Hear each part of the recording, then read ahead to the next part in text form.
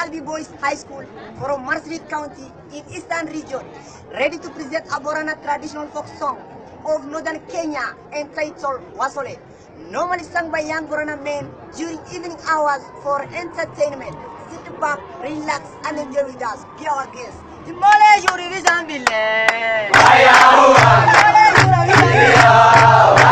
hua.